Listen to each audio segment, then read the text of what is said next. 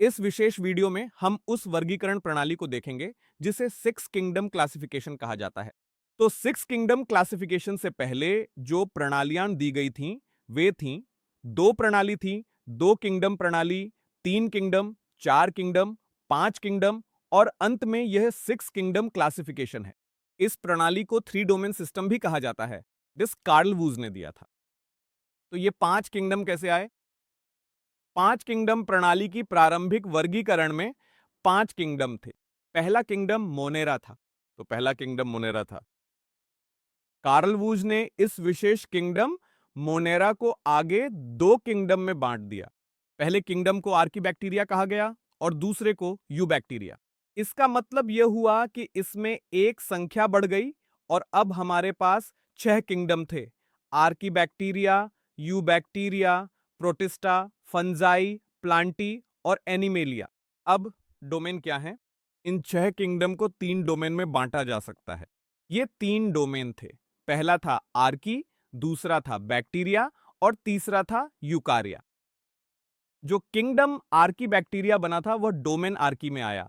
दूसरा kingdom eubacteria ये domain bacteria में आया और बाकी चार किंगडम प्रोटिस्टा, फंजाई, प्लांटी और एनिमेलिया, इन्हें डोमेन यूकारिया में रखा गया और इसी तरह यह सिक्स किंगडम क्लासिफिकेशन बना।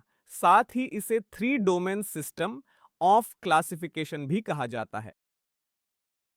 इसके बाद हम व्हिटेकर द्वारा दिए गए five kingdom system of classification का पालन करेंगे। तो इस विशेष तालिका में पांचों किंगडम के मुख्य बिंदुओं को स्पष्ट किया गया है।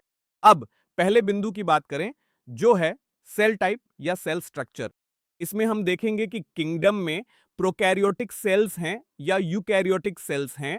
तो पहला किंगडम यानी मोनेरा, यह एकमात्र किंगडम है जिसमें प्रोकैरियोटिक सेल्स होते हैं और बाकी के चारों किंगडम्स यूकैरियोटिक हैं।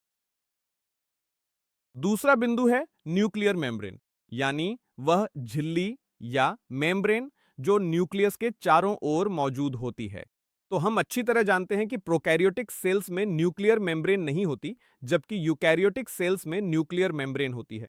तो केवल मोनेरा किंगडम में न्यूक्लियर मेम्ब्रेन अनुपस्थित होगी और बाकी चारों किंगडम्स में यह न्यूक्लियर मेम्ब्रेन मौजूद होती है। अब अगला बिंदु है सेल वॉल की स्थिति। तो अगर हम पहले वाले को देखें तो मोनेरा में सेल वॉल मौजूद होती है, कुछ प्रोटिस्टा में भी होती है, कुछ फंजाई में भी होती है, प्लांटी में भी होती है, लेकिन एनिमेलिया के मामले में यह अनुपस्थित होती है। तो इसका मतलब है कि पांच किंगडम्स में से केवल एनिमेलिया किंगडम में सेल वॉल नहीं होती और बाकी सभी में सेल वॉल होती है। अगर हम सेल वॉल की संरचना की बात करें तो मोनेरा के मामले में सेल वॉल पॉलीसैकेराइड्स और अमीनो एसिड्स से बनी होती है, लेकिन पॉलीसैकेराइड्स सेलुलोसिक नहीं होते। इसका मतलब है कि यहां सेलुलोज मौजूद नहीं होगा। अगर प्रोटिस्टा की बात करें तो सभी प्रोटिस्टा में सेल वॉल नहीं होती। कुछ प्रोटिस्टा में सेल वॉल होती है और ये क्राइसोफाइट्स में पाई जाती है, डायनोफ्लैजिलेट्स में पाई जाती है और स्लाइम मोल्ड्स के स्पोर्स में भी होती है। अब फंगी की सेल वॉल की बात करें तो फंगल सेल वॉल की विशेषता इसमें काइटिन की उपस्थिति है। इसमें पॉलीसैकेराइड भी होता है।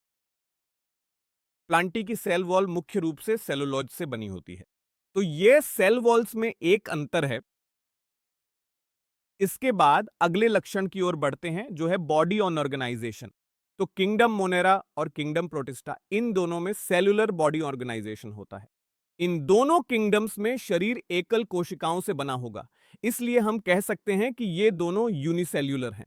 जब फंगी की बात करते हैं तो इनका शरीर मल्टीसेल्युलर होता है, लेकिन इसमें ढीले ऊतक होते हैं। तो यहां ध्यान देने वाली बात यह है कि हम कह रहे हैं कि फंगी मल्टीसेल्युलर होते हैं, लेकिन हम अच्छी तरह जानते हैं कि यीस्ट या सैक्रोमाइसिस यहां एक अपवाद है, क्योंकि यह यूनिसेल्युलर है, लेकिन अधिकांश फंगी मल्टीसेल्युलर होंगे। अब प्लांटी की ओर बढ़ते हैं। प्लांटी में टिश्यू ऑर्गेनाइजेशन या ऑनर्गन ऑर्गेनाइजेशन होता है, लेकिन यहां ऑनर्गन सिस्टम मौजूद नहीं होगा। लेकिन अगर हम एनिमेलिया किंगडम देखें तो इसमें ऑन ऑर्गन सिस्टम तक ऑन ऑर्गेनाइजेशन मौजूद होता है। अब आखिरी बिंदु की ओर बढ़ते हैं, जो है पोषण का तरीका। अब पहली किंगडम मोनेरा में पोषण का तरीका हेट्रोट्रॉफिक हो सकता है। पोषण का तरीका ऑन्टोट्रॉफिक भी हो सकता है। अब हेट्रोट्रॉफिक दो प्रकार का हो सकता है। यह सैप्रोफाइटिक हो सकता है, यह पैरासिटिक हो सकता है। ऑन्टोट्रॉफिक केमोसिंथेटिक भी हो सकता है या ये फोटोसिंथेटिक हो सकता है। अब प्रोटिस्टा की ओर बढ़ते हैं। इसमें पोषण का तरीका हेट्रोट्रॉफिक हो सकता है। पोषण का तरीका ऑन्टोट्रॉफिक भी हो सकता है, लेकिन ऑन्टोट्रॉफिक में केमोसिंथेटिक मौजूद नहीं होगा, यहां ये फोटोसिंथेटिक होगा। अब फंगी की ओर बढ़ते हैं। अब फंगी में यह केवल हेट्रोट्रॉफिक ही होगा। फंगी के मामले में ऑन्टोट्रॉफिक स्थिति अनुपस्थित होती है। कुछ अपवाद होते हैं, या हम कह सकते हैं साइमबाइंड्स, जिन्हें हम बाद में पढ़ते हैं। ये भी फंगी के मामले में मौजूद होते हैं। हम इन्हें लाइकेन कह सकते हैं। लाइकेन यहां एक साइमबाइंड का उदाहरण है। हम माइकोराइजा भी कह सकते हैं। माइकोराइजा भी साइमबाइंड्स के उदाहरण हैं। अब हम प्लांटी पर आते हैं। पौधे ऑन्टोट्रॉफिक होते हैं और ये फोटोसिंथेटिक होंगे, लेकिन कुछ पौधे ऐसे भी होंगे जो आंशिक रूप से हेट्रोट्रॉफिक होंगे। अब आखिरी किंगडम एनिमेलिया की ओर बढ़ते हैं। एनिमेलिया में यहां हेट्रोट्रॉफिक अवस्था पाई जाती है। ये सैप्रोफाइटिक होंगे, ये परजीवी भी होंगे, और एक अवस्था भी होगी जिसे होलोजोइक कहा जाता है। होलोजोइक अवस्था वह अवस्था है जिसमें भोजन का अंतर्ग्रहण होता है, और यह अवस्था एनिमेलिया में पाई जाती है।